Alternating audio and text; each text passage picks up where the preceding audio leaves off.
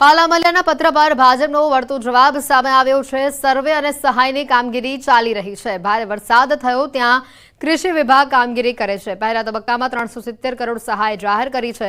જ્યાં જ્યાં નુકસાન થયું ત્યાં એસડીઆરએફ સહાય મળે તે પ્રક્રિયા હાથ ધરવામાં આવશે।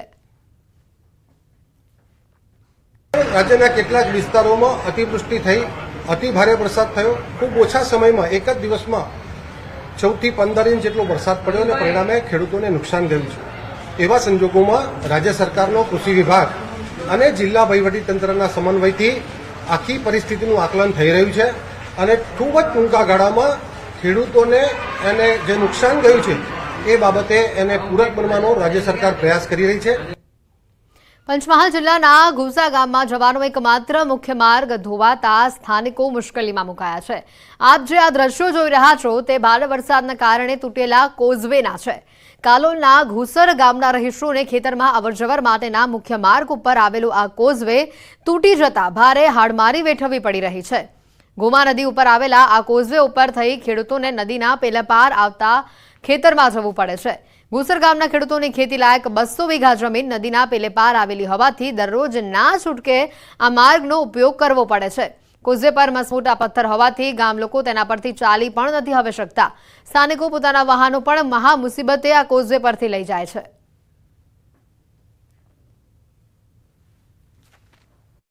આ નદી છે એ ગોમા નદીના નામે ઓળખાય છે।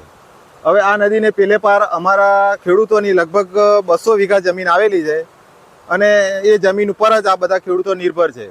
ચોમાસા દરમિયાન દર વર્ષે એવું બનતું હોય છે કે આ પુલ ધોવાઈ જાય છે। વચ્ચે હમણાં 2 દિવસ પહેલા ઘાસચારો લેવા નીકળ્યો ત્યારે પુલ ઉપરથી બાઇક લઈને નીકળતો હતો અને આ પથ્થરમાં બાઇકનો સ્લીપ થવાથી હું પડી ગયો અને પગમાં પણ વાગેલો છે। તો અમારે સરકારશ્રીને વિનંતી છે કે વહેલી તકે અમારા કોઝવેનું સમારકામ કરે। અને સ્થાનિકો કહી રહ્યા છે કે અહીંયા દર ચોમાસામાં કોઝવેનું ધોવાણ થયા બાદ માટી પુરાણ કરવામાં આવે છે અને જે આ વર્ષે હજી સુધી કરવામાં આવ્યું નથી। આ પથ્થરવાળા માર્ગ ઉપરથી પસાર થતા 3 ખેડૂતો પથ્થરના કારણે પટકાઈને ઈજાગ્રસ્ત થઈ ચૂક્યા છે, જેમાંથી એક ખેડૂતને પગ ફ્રેક્ચર થતા હાલ વડોદરા હોસ્પિટલમાં સારવાર અપાઈ રહી છે। આ સર્જિત સ્થિતિમાંથી કાયમી મુક્તિ મળે તેના માટે યોગ્ય પુલ બનાવવામાં આવે તેવી હાલ હંગામી ધોરણે માંગ ઉઠી છે અને સાથે માટી પુરાણ પણ કરવામાં આવે તેવી પણ હાલ ખેડૂતો માંગ કરી રહ્યા છે।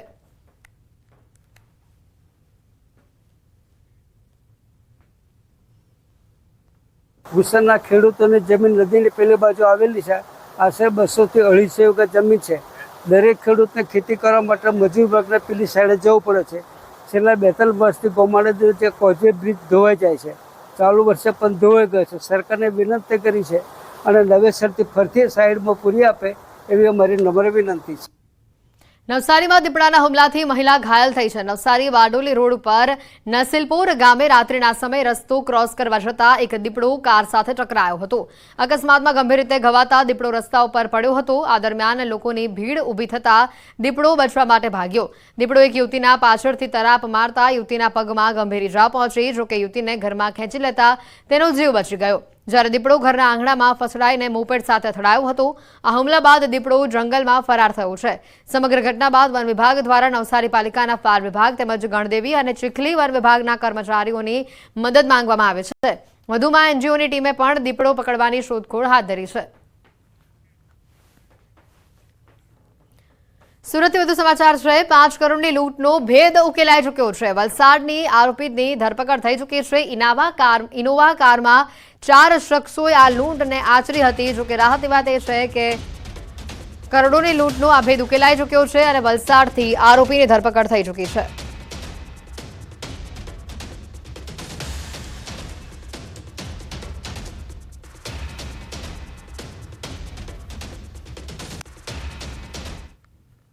એમના ભોગ બનનારને કહેવા મુજબ છેલ્લા 20-22 દિવસથી એમના સંપર્કમાં છે અને 6 મહિનાથી એમને કોઈ બીજા વ્યક્તિ સાથે વાત ચાલતી હતી અને એણે શ્રીકાંતને એ લોકોને કહ્યું અને એમણે પછી આનો ભરત અમારી સાથે ફોનલાઈન પર સંવાદદાતા જોડાઈ ચૂક્યા છે। ભરત, જે રીતની આ ઘટના સામે આવી છે, વલસાડથી આરોપીની ધરપકડ થઈ ચૂકી છે, વધુ અપડેટ શું? બિલકુલ, સુરતથી જે લૂંટની ઘટના બની હતી, આરોપીઓ મુંબઈ તરફ ભાગી રહ્યા હોવાના મેસેજ મળ્યા હતા। આથી સુરતથી લઈ અને મુંબઈ સુધીની પોલીસને એક્ટિવ કરવામાં આવી હતી. વલસાડ જિલ્લા પોલીસ પણ એલર્ટ મોડ પર હતી. એ દરમિયાન પોલીસની નાકાબંધી દરમિયાન વલસાડના પારડી પલસાણા નજીકથી આ લૂંટના 2 આરોપીઓ અત્યારે પોલીસના હાથે ઝડપાયા છે. વલસાડ જિલ્લા એલસીબી અને એસઓજી પોલીસે ફરાર થઈ રહેલા 2 આરોપીઓ પાસેથી લૂંટનો કેટલોક મુદ્દામાલ પણ કબજે કર્યો છે. જોકે અત્યાર સુધી પોલીસના હાથમાં માત્ર 2 આરોપીઓ જ લાગ્યા છે. બાકીના આરોપીઓ હજુ સુધી ફરાર છે. આથી વલસાડ જિલ્લાની પોલીસ અત્યારે ફરાર આરોપીઓ સુધી પહોંચવા તપાસનો ધમધમાટ શરૂ કર્યો છે. વલસાડ જિલ્લાના તમામ જે રસ્તાઓ છે ત્યાં આગળ ચેકિંગ જે છે પોલીસની પેટ્રોલિંગ વધારી દેવામાં આવી છે. સાથે જ આપણે જણાવી દઈએ કે વલસાડ જિલ્લાની આસપાસની અંદર સંઘપ્રદેશ, દમણ અને દાદરનગર હવેલીની સાથે મહારાષ્ટ્રની પણ હદ લાગે છે. આથી ગુજરાતની જે હદો છે એ બાજુના સંઘપ્રદેશ અને મહારાષ્ટ્રને લાગે છે ત્યાં આગળ પોલીસ પણ જે ચેકિંગ છે વધારી દેવામાં આવ્યું છે. આમ અત્યાર સુધી વલસાડ પોલીસ દ્વારા 2 આરોપીઓને ઝડપવામાં સફળતા મળી હોવાના અત્યારે અહેવાલ મળી રહ્યા છે. જોકે બાકીના આરોપીઓ હજુ સુધી ફરાર છે. લૂંટનો કેટલોક મુદ્દામાલ જ હજુ મળ્યો છે. બાકીનો મુદ્દામાલ અને આરોપીઓ હજુ ફરાર હોવાથી પોલીસ તેમને ઝડપવા માટે તપાસનો ધમધમાટ ચાલી રહ્યો છે. આભાર ભરત, માહિતી બદલ.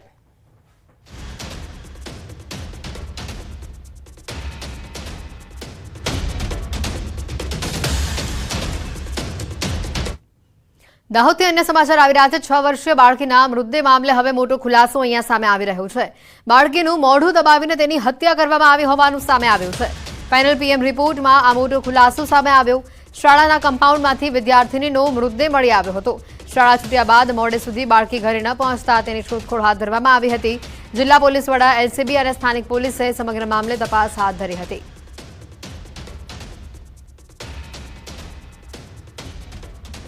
હાલમાં પીએમનો પ્રાથમિક અહેવાલ જે અમને પ્રાપ્ત થયો છે એ મુજબ એમના મૃત્યુનું કારણ એસ્ફેક્સિયા ડ્યુ ટુ સ્મુધરિંગના કારણે મરણ ગયેલ છે. મતલબ એમનો શ્વાસ રૂંધી જવાથી બાળકનું મરણ ગયેલ છે. માટે આ બાબતમાં ખૂનનો ગુનો દાખલ કરી અને આગળની કાર્યવાહી હાથ ધરવા તજવીજ કરેલ છે. આ ઉપરાંત એમના સ્ટમકમાંથી જે સેમ્પલો લેવામાં આવ્યા છે અને હિસ્ટોપેથોલોજી વગેરે માટે ફોરેન્સિકમાં મોકલવામાં આવશે અને જેના આધારે ફાઇનલ કોઝ ઓફ ડેથ. રાજ્ય સરકારના મંત્રી આરોગ્ય કેન્દ્રની પોલ અહીંયા ખોલી નાખી છે. મુકેશ પટેલે ઓલપાડ આરોગ્ય કેન્દ્રની મુલાકાતે પહોંચ્યા. 22 કર્મચારી પૈકી માત્ર 5 કર્મચારી હાજર જોવા મળ્યા. 2018માં ફળવાયેલું સોનોગ્રાફી મશીન હજી પણ પેક હાલતમાં છે. આરોગ્ય કેન્દ્રની બેદરકારીથી મંત્રી અહીંયા ગુસ્સે થયેલા જોવા મળ્યા.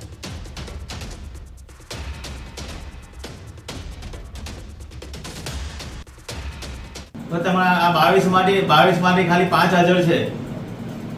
તમારા સુપ્રિન્ટેન્ડન્ટ રોજ 1 થી 4 માં એ ઘરે ચાલ્યા જાય, જહાંગીરપુરા સુરત, ઓલપામાં નોકરી કરીને સુરત ચાલ્યા જાય. એ કેમ ચાલે?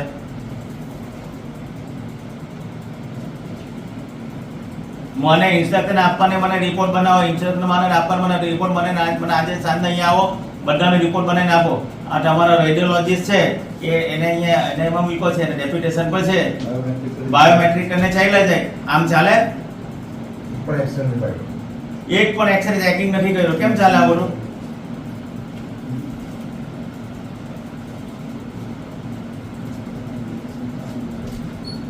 મને આજે સાંજ સુધી બધો રિપોર્ટ જોઈએ. નર્મદાના ડેડિયાપાડામાં આધાર કાર્ડ માટે હાલાકી લોકોને ભોગવવી પડી રહી છે. રેશન કાર્ડ અને આધાર કાર્ડમાં કેવાયસી માટે લાંબી કતારો લાગી છે. આધાર કાર્ડ કઢાવવા રાત્રે જ લાઈનો લાગતી હોવાનો દાવો કરવામાં આવી રહ્યો છે. કચેરીમાં ધીમી ગતિથી કામ થતું હોવાનો પણ આરોપ છે. આ સાથે સર્વર ધીમું ચાલતું હોવાનું પણ તંત્રનું રટણ યથાવત છે. મહેસાણાથી સમાચાર આવી રહ્યા છે. જિલ્લાના કડીમાં ખેડૂતો તેમજ સ્થાનિકો હાલ પરેશાન બન્યા છે.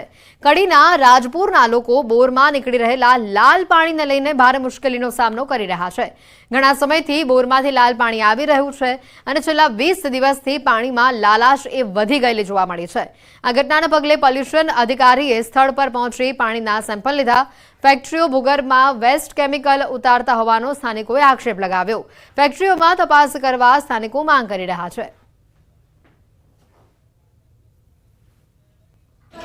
100 મહિનાથી સર એટલું ડેન્જર પાણી આવે છે, એનાથી સર કેન્સરના પ્રમાણે વધી રહ્યું છે અને ખેતરમાં સર જે શાકભાજી થાય એનાથી બી સર અમને બહુ નુકસાન થાય છે. અમે સેમ્પલ તો સર આ લગભગ 100 થી 12 મહિનામાં 2 થી 3 વખત સેમ્પલ લઈ ગયા, પણ એનું કોઈ અમને સર રિપ્લાય, કોઈ સારું કોઈ જવાબ મળતો નથી સર. અને સર આ પોઈઝન અમે પીએ ને તો આપ માનો તોય ચાલે સર.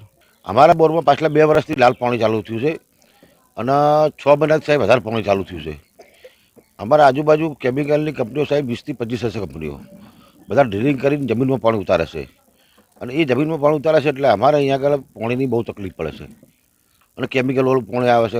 ઓછામાં ઓછા લગભગ અમારા રાજપુર ગામમાં 20 બોરમાં પાણી આવતું હશે કેમિકલનું. બોરમાંથી જે કલરવાળું પાણી આવે છે એટલે બોરના સેમ્પલ લઈ એના પેરામીટર ચેક કરી જે તે ઇન્ડસ્ટ્રી લાગતી વળગતીમાં જાણવા મળશે એની પર કડક એક્શન વડી કચેરી ગાંધીનગરથી લેવામાં આવશે. મહેસાણા જિલ્લાના કડીમાં કેમિકલયુક્ત ઘાસચારાથી પશુના મોતનો આક્ષેપ થઈ રહ્યો છે. કડીના રાજપુર ગામે પાશ્વ ઇન્ડસ્ટ્રીયલ પાર્કમાં આવેલી ખાનગી કંપની પર પશુ માલિકે આક્ષેપ લગાવ્યા છે. પશુ માલિકે કહ્યું કે કંપનીનું કેમિકલ ઉડીને ઘાસચારા પર પડ્યું અને આ ઘાસચારો ખાવાથી પશુઓના મોત થયા. આ મામલે પોલ્યુશન વિભાગના અધિકારીઓએ સ્થળ પર પહોંચી કેમિકલવાળી માટીના પોલ્યુશન વિભાગે સેમ્પલ એકઠા કર્યા. પશુ માલિકે કહ્યું કે પીએમ રિપોર્ટમાં પણ કેમિકલયુક્ત ઘાસચારો ખાવાથી મોત થયું હોવાનું સામે આવ્યું છે. આ કંપનીમાંથી જે કેમિકલ ઉડી અને પાઇપ ફાટીને મારી આ ખેતરના ઘાસચારા પર પડ્યું હતું અને આ ઘાસચારો હું કાપીને ઘરે લઈ ગયો હતો અને એના લીધે એના પેટમાં પોઈઝન થઈ ગયું. મેં રિપોર્ટે કરાયા અને એનું પોસ્ટમોર્ટમે કરાયું તો એના રિપોર્ટમાં એ જ આવે છે કે આ કેમિકલના લીધે ઘાસચારો ખાઈ ગઈ છે ભેંસો અને એના લીધે એને પોઈઝન થઈ ગયું છે. ફરિયાદ અન્વયે જો ભેંસો જે મરી ગઈ છે એ કંપનીની પાછળ જે કંઈ જાણવા મળ્યું છે એના સોઇલના સેમ્પલ લીધા છે. ફરિયાદીએ જણાવ્યું કે આ જગ્યા ઉપરથી જે કંઈ ભેંસોને મરી ગઈ છે તો એ જગ્યા ઉપર ને સોઇલમાં શું કન્ટામિનેશન છે કે એ માટે ચેક કરવા માટે સેમ્પલ લીધા છે. વડોદરામાં મનપાના અણઘડ વહીવટથી ઈ રિક્ષાઓ હાલ ધૂળ ખાઈ રહી છે. સત્તાધીશોના વધુ એક અણઘડ વહીવટથી આ લાખો રૂપિયાના ખર્ચે વસાવેલી ઈ રિક્ષાઓ ભંગાર બની ચૂકી છે. ડોર ટુ ડોર કચરાના કલેક્શન માટે ઉપયોગમાં લેવાતી ઈ રિક્ષાની દરકાર ન લેવાય. 5 વર્ષ અગાઉ વુડા દ્વારા ભાયલી ગ્રામ પંચાયતને આ ઈ રિક્ષા ફાળવવામાં આવી હતી. તંત્રના 2 વિભાગો વચ્ચે સંકલનના અભાવે પ્રજાના પૈસાનો વેડફાટ કરાયો. આવારા તત્વોએ ઈ રિક્ષાનું ભંગાર વેચી નાખ્યું તો ચાર્જિંગ પોઈન્ટના વાયરો અને કેટલાક બોર્ડ પણ ચોરાઈ ચૂક્યા છે. અધિકારીઓની લાપરવાહીના કારણે ઈ રિક્ષા ધૂળ ખાતી હોવાનો કોંગ્રેસ નેતા ચંદ્રકાંત શ્રીવાસ્તવે આરોપ લગાવ્યો છે. તો બીજી તરફ સ્ટેન્ડિંગ કમિટીના ચેરમેને જણાવ્યું કે ઈ રિક્ષાના કેટલાક પાર્ટ્સ બગડી ગયા છે જે રિપેરિંગ કર્યા બાદ ઉપયોગમાં લેવામાં આવશે. હુડા દ્વારા ભાયલી ગ્રામ પંચાયતને ઈ રિક્ષાઓ કચરો ભરવા માટે ભાયલી ગામના તમામ રહેતા લોકો માટે આપેલી હતી, પણ એ ઈ રિક્ષાઓ અત્યારે સ્મશાનમાં ધૂળ ખાય છે. અધિકારીઓ ફક્ત 8 કલાક અને નોકરીમાં કેટલા રૂપિયા મળે છે અને એના સિવાય બીજા કેટલા રૂપિયા મળે છે એની જ શોધમાં હોય છે. બાકી નાગરિકોને સાચી દિશામાં કામ કરવા માટે બહુ ઓછા લોકો રહી ગયા છે. એની બેટરી અને સ્પેર પાર્ટ્સ બગડી ગયેલા છે જે રિપેરેબલ નથી, છતાં એક્સપર્ટ દ્વારા એનું એસેસમેન્ટ કરી અને ઉપયોગમાં આવતી હોય, રિપેરેબલ હોય તો એને કરાવી અને એના કોઈ અન્ય ઉપયોગમાં લેવાતી હશે તો એની ચકાસણી કરવામાં આવશે. તરણેતરના મેળામાં સર્જાયેલા વિવાદને લઈને કેબિનેટ મંત્રી મુળુ બેરાએ નિવેદન આપ્યું છે. તેમણે કહ્યું કે તરણેતરના મેળામાં જે સમાચાર છે તે મુદ્દે તપાસ કરવા તેઓએ જણાવ્યું છે. તપાસ બાદ પગલાં લેવામાં આવશે. જે કસૂરવાર હશે તે વ્યક્તિ સામે પગલાં લેવાનું તેઓએ જણાવ્યું છે.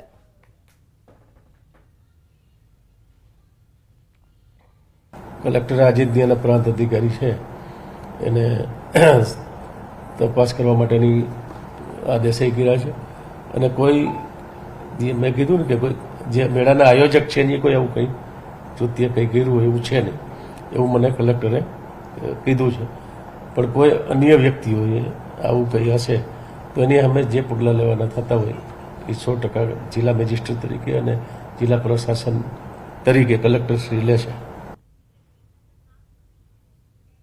સુરેન્દ્રનગરથી પણ સમાચાર આવી રહ્યા છે. તરણેતરના મેળામાં વાયરલ વિડીયો મામલે તપાસ થઈ રહી છે. સુરેન્દ્રનગર ઇન્ચાર્જ કલેક્ટરે તપાસના આદેશ આપી દીધા છે. વાયરલ વિડીયોની ખરાઈ કર્યા બાદ કાર્યવાહી હાથ ધરાશે. વાયરલ વિડીયો સાચો હશે તો કાર્યવાહી હાથ ધરાશે. પ્લોટ રાખનાર, હરાજી કરનાર એજન્સી સામે પણ કાર્યવાહી થશે. મોતના કુવાના સંચાલક સામે પણ કડક કાર્યવાહી કરવામાં આવશે. ચોટીલા પ્રાંત અધિકારીને પણ હાલ તપાસ સોંપાઈ છે. તરણેતરના લોકમેળામાં અભદ્ર ડાન્સનો વિડીયો વાયરલ થયો છે. લોકમેળામાં મોતના કુવાના સ્ટેજ ઉપર યુવતીઓના ઠુમકા સામે આવ્યા.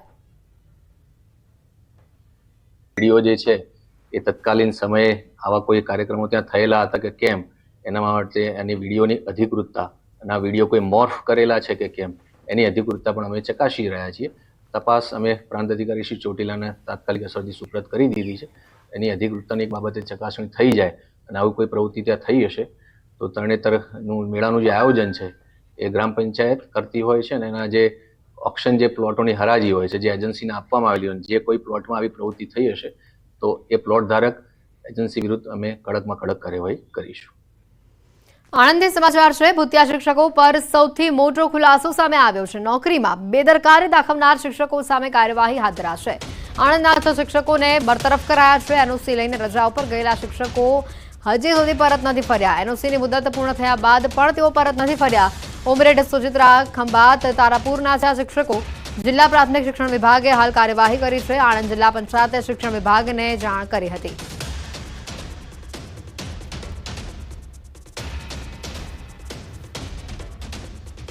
ત્યાં એક સમીમબેન નૂર મોહમ્મદ મંસૂરી તરીકે એક આસિસ્ટન્ટ શિક્ષક નોકરી કરતા હતા, ફરજ બજાવતા હતા. 19/8/2019ના રોજ તેઓ 3 મહિનાની એનઓસી લઈ અને વિદેશ ગયા હતા. કઈ ગયા? કેનેડા. પછી ત્યારબાદ એમની 3 માસની રજા તો પૂરી થઈ ગઈ, પણ ત્યાર પછી પણ અત્યાર સુધીમાં એ હાજર થયેલ ન હતા. ટીપીઓના રિપોર્ટના આધારે, આ શાળાના રિપોર્ટના આધારે ઘણો બધો સમય ગેરહાજર રહ્યા, એટલે આણંદથી ઉચ્ચ અધિકારીઓએ એમને બરતરફ કરેલા છે. અમારા શાળાના શિક્ષિકાબેન ગૌરીબેન હસમુખભાઈ રાણા, તેઓ તારીખ 17/5/22થી 13/8/22 સુધી એનઓસી લઈને વિદેશ ગયેલ હતા અને તેઓ પોતાના સમયસર શાળામાં હાજર થયેલ ન હતા. તેની જાણ મેં જિલ્લા પ્રાથમિક શિક્ષણ અધિકારીની કચેરીમાં કરેલ હતી અને તેઓએ તે બધા યોગ્ય પગલાં લીધેલ છે. પટેલ હાર્દિક કુમાર વિષ્ણુભાઈ છેલ્લા ઘણા સમયથી વગર રજાએ શાળામાં ગેરહાજર રહેતા હતા. તેની જાણ અમે જિલ્લા પંચાયત શિક્ષણ કચેરી આણંદને કરેલી, તો જિલ્લા પંચાયત કચેરી દ્વારા તેમને નોટિસ આપવામાં આવેલી. એમને હાજર થવા માટે ટાઈમ પીરિયડ આપેલો, ટાઈમમાં પણ હાજર થયેલ નથી. તેથી જિલ્લા પંચાયત શિક્ષણ કચેરી દ્વારા સદર શિક્ષકને બરતરફ કરવામાં આવેલા છે. 6 શિક્ષક હતા કે જે એનઓસી લઈ અને પરદેશ ગયેલા અને એમની 3 મહિનાની મુદત દરમિયાન હાજર ન થતા એમને 3 ટર્મ નોટિસો આપ્યા બાદ અહીંથી આપણે એમને બરતરફ કરેલા છે. યાત્રાધામ અંબાજી ખાતે અંબાજી મંદિરમાં આજે પ્રક્ષાલન વિધિ યોજવામાં આવી હતી અને આ પ્રક્ષાલન વિધિ દર વર્ષે ભાદરવી પૂનમ પછીની ચોથે કરવામાં આવે છે. ખાસ કરીને આ વિધિ એટલા માટે કરવામાં આવે છે કે ભાદરવી પૂનમના મેળા દરમિયાન લાખો શ્રદ્ધાળુઓ દૂર દૂરથી પગપાળા ચાલી અંબાજી મંદિરે દર્શન કરવા આવે છે અને ઘણા યાત્રિકો સીધા ચાલીને મંદિરે પહોંચતા હોય છે. તેવામાં મંદિરની સ્વચ્છતા સાથે પવિત્રતા જાળવવા માટે આ પ્રક્ષાલન વિધિ કરવામાં આવે છે.